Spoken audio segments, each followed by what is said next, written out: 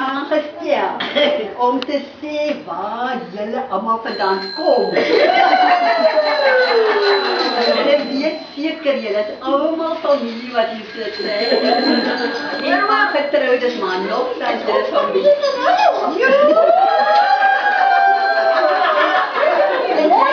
Mooi mense. Julle lyk my op my naam nie. Julle is 'n bietjie vertel, dit het begin.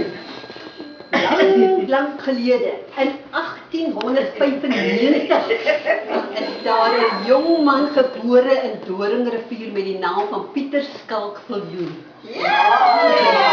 Dit was 116 jaar gelede.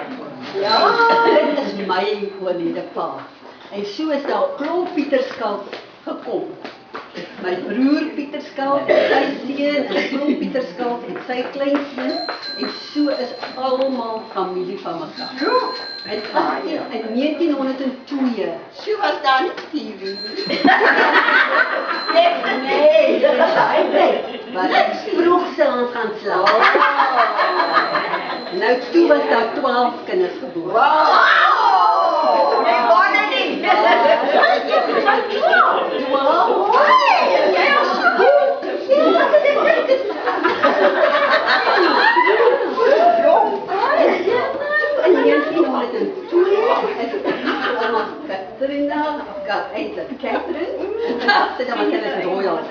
Catherine Louise. Weet jy wie sy naam is? Louise of Catherine?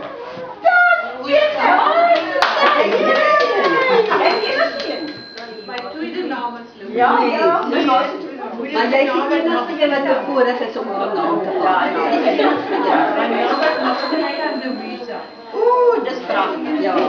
Nee, Margrieta was my ouma Viljoen.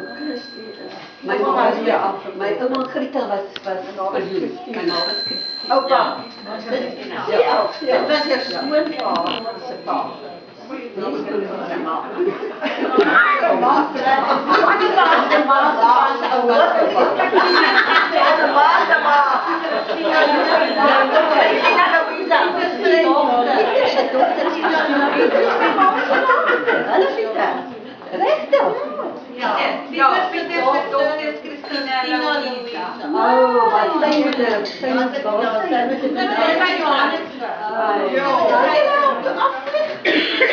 As sy nou daai name het, gaan sy 'n vrou wees van vele talente.